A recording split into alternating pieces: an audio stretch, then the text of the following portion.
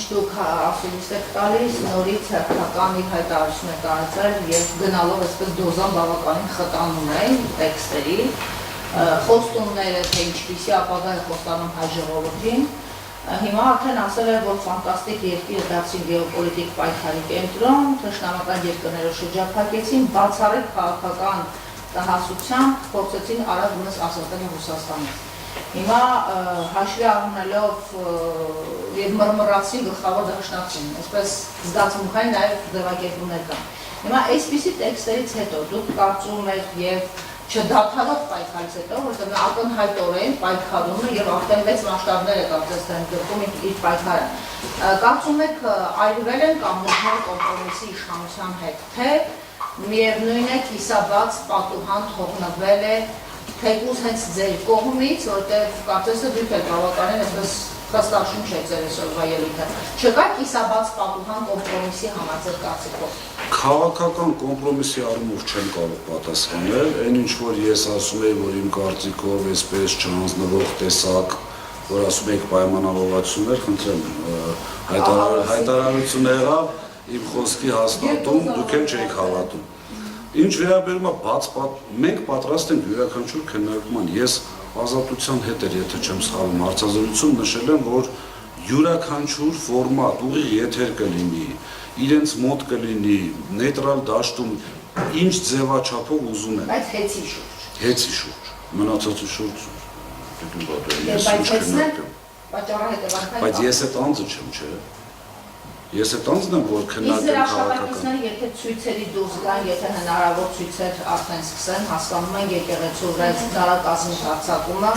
չի մաքսվել հասարակության ոչ մի շահի կողմից, եւ միայն այդ փոքրիկ խմբակն է, որ այսպես ծափահարում եւ ողջորվում է։ Հիմա այսպիսի դեպքերում ելի եկեղեցին է, որը գրգռել է Փաշինյանի տրամադրությունը։ Դուրս գան փողոց, բացառում եք, կանխարգելելու եք, թե ոչ, որտեղ կարծես թե նաև ձեզ այդ ուղղված ցուցումը, որ որևէ բան ցուցարար չդառնա, հեծի աշխատող։ Ճիշտ ասած, այդ խնդիրները դեռևս 21 թվականից են, որ ուղղորդել, չուղղորդել, ախր 21-րդ տարում նախ ուղղորդելը չեմ պատկերացնում, առավելևս եկեղեցու հետ կապված։ Ես չգիտեմ դուք զգացիք թե չէ, բայց այս միջանցքներով այսպես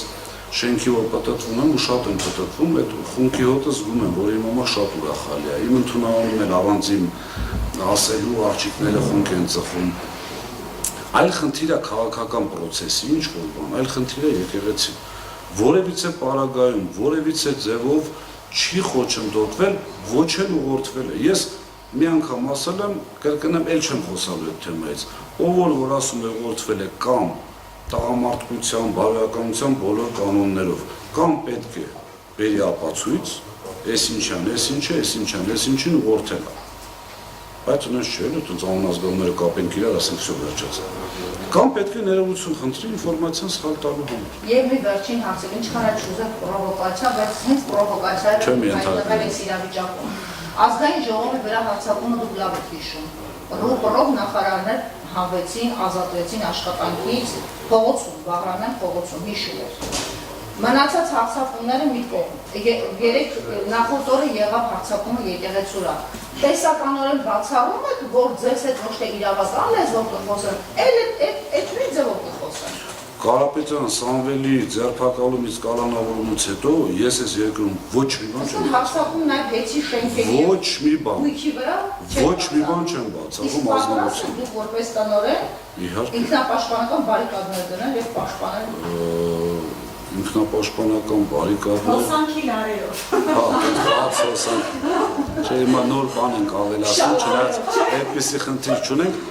Բոլոր հնարավոր իրավական միջոցներով, եթե պաշտպանական բարիկադները դրանք իրավական միջոցների մեջ են մտնում, ես պատրաստ եմ։